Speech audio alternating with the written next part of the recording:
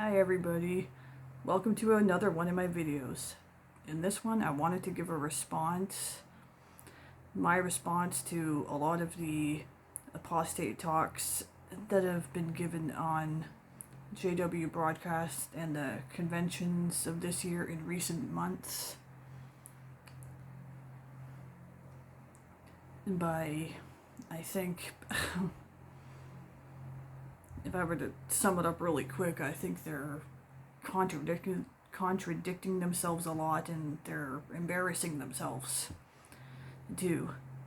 It obviously shows that they're in a lot of fear to be talking about it so much more in recent months.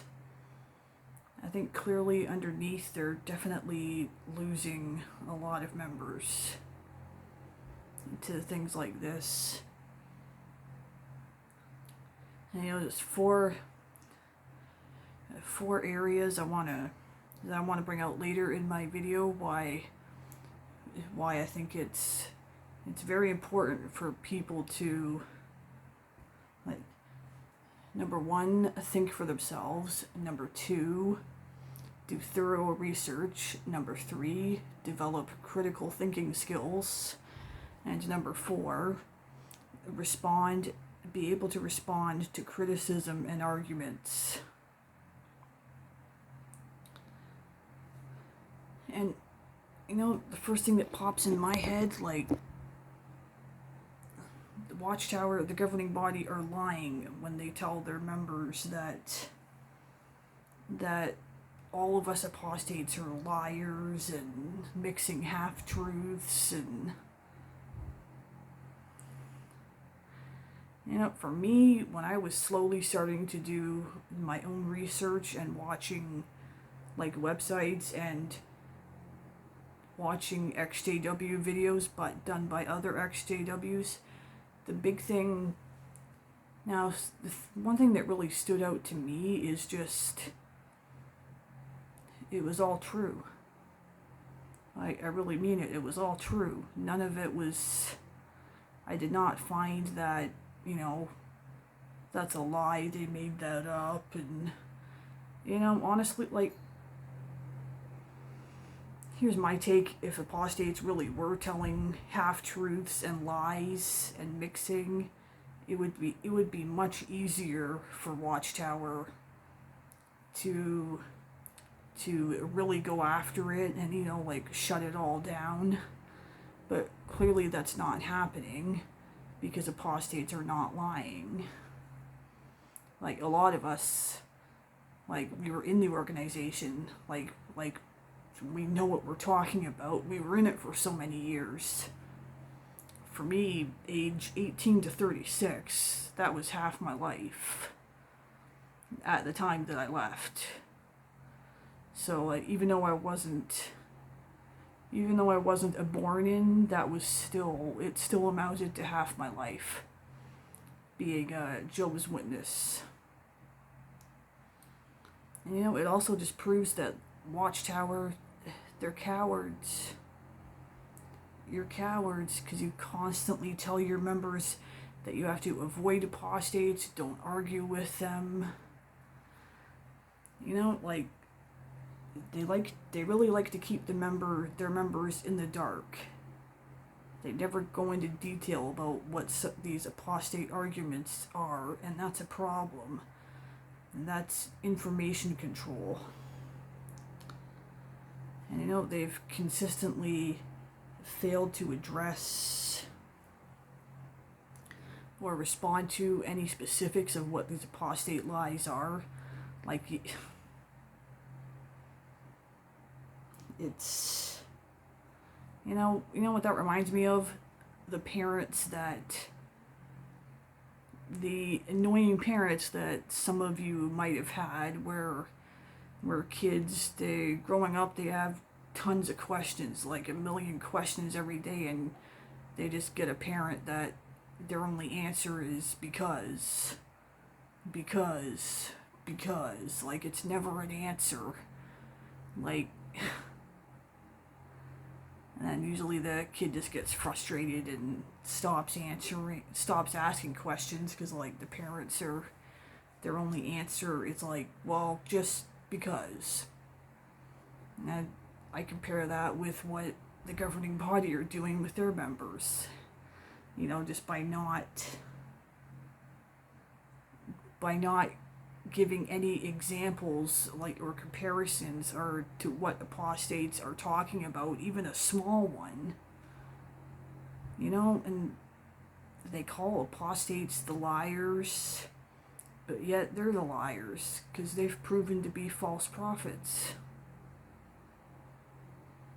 You know, with all these trying to set dates for Armageddon and then it never happens, and the generations prophecies that they've changed and adjusted over the years. In the early 20th century, they were, I can't remember if it was a pamphlet or a book, but they once published, "Millions now living will never die. The generation that will not pass away." And sad to say, the majority of that generations have passed away since. You know, they've stubbornly kept their database and files all locked away and hidden away, and if it comes push to shove, they'd rather just destroy those documents, which to me is like a huge obvious sign of guilt. And they have even asked for all right, how quickly it goes out of date. Some of their newer literature within 5 years, just a few years, it's already out of date. You know, throw it away. We have new light. It's discontinued. And I think a perfect example of Watchtower telling half-truths and mixing lies, I would say the New World Translation.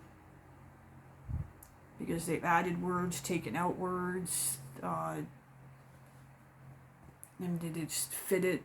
They have definitely edited it and to fit their theology. And when you do that, you're not teaching Bible truths anymore. You know, it was David Splain who told their members that we're at war with apostates.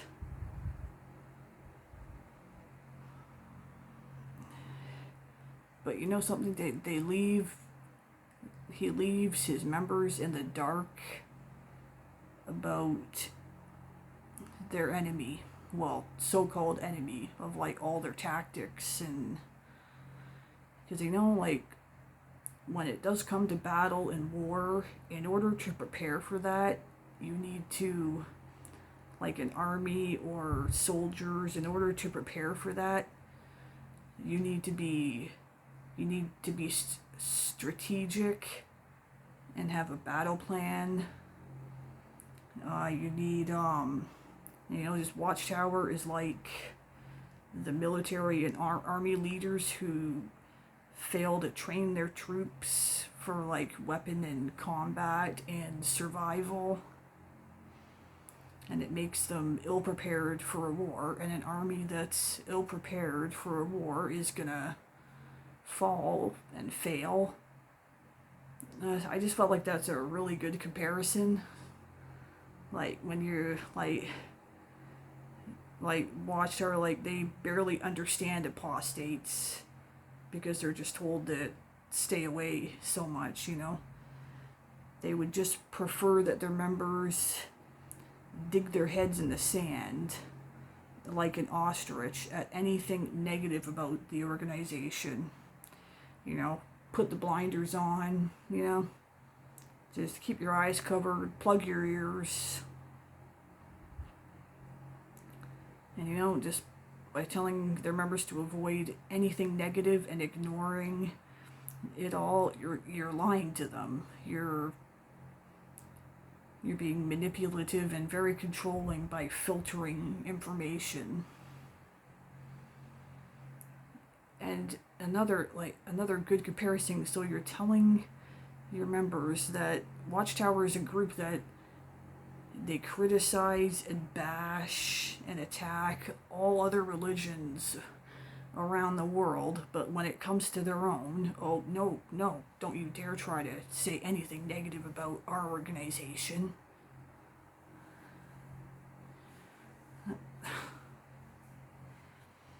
You know, in the four areas I wanted to bring out earlier. Okay, here it is. Number one, that people need to be able to think for themselves.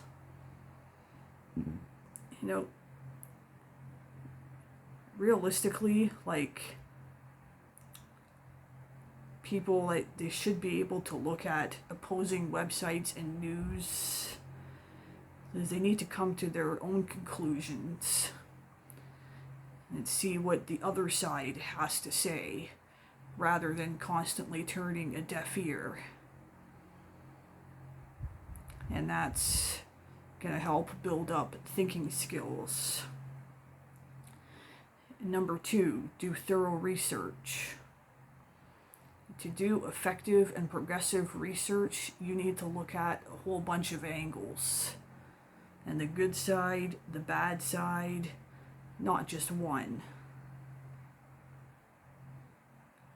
Watchtower is being very controlling by limiting them to, like, only what they approve, and that's not real research. Like, I think now, like, I laugh when I'm like, I knew a couple of JWs that, like, they said they did a lot of studying and research, but it was only with, like, the JW library and the insight books. Like, it was only through Watchtower literature, and I'm just sat there, like, thinking, like, okay, I don't know if I'd call that. It's kind of limited. What's the word? It's not proper research. Like, you want to do real research, you get a pile of books by many different authors, not just one, like for a project. And number three, develop critical thinking skills. Develop critical thinking skills. Yeah, this, what I'm saying, you need to be able to know the good and bad, to think and reason through, and to answer critics and be able to defend your faith. You know, there's trials and storms that come up, in trials in terms of your faith, and you need to be able to weather these. And just by Watchtower not allowing them to be exposed at all to the bad side, like, you're like like, by that logic, they shouldn't bother trying to preach to anybody, because, well, what if we encounter opposition, or, you know, an apostate, and, you know, just and I just remember, even when I used to go out, like, it was basically just run and mark that as a do not call, which I really did think is, like, kind of stupid. So our solution is to not really defend our faith. We're just gonna stay away, not try to reason with them. Yep, yeah, that might help change their heart condition. Yeah, sure. Not. You know, and just number four. And number four, the responding to criticism and arguments. You know, it would be a little bit better if Watchtower could share small examples of what apostates teach and help their members, to offer a little bit more assistance that way, rather than keeping them in the dark. Because they should be better prepared in general to be able to answer arguments and criticisms, rather than, you know, like, to just go quiet, or, like, the only response is go to our website. Yeah. You know, I do recall I've watched videos where XJWs would do like these cart crashes. Like there's Kingdom Hall crashes. I've also seen the term is cart crash. They would find, you know, this was all pre-pandemic mostly. They would find witnesses that have set up carts at street corners, and they would approach them. And in a lot of the cases, not all, but in some of the cases, the witnesses like would just refuse to talk, stand there like just looking away, like, and some would even just pack up their carts and leave, like, you know, if they really wanted to spread their message and be able to help people, like, you gotta be able to, like, where's the defending your faith, man? Like, that's not right. And, you know, the biggest thing I would like to say is I just kind of think to myself, like, how dare Watchtower says that about apostates that were liars? That is just not true, and I hope many people like to speak up. I like to speak up about things because I know it's all true. You can't just keep your head in the sand and ignore it and avoid it forever. It's like that, you know, like if you get a doubt, just ignore it for the rest of your life. That's not practical. And it kind of puts a little smile on my face because all these apostate talks, they're clearly afraid and are desperately trying to keep the members in of what they have. And I just think it kind of just goes to show they're running scared. So that's what I wanted to bring out for this video.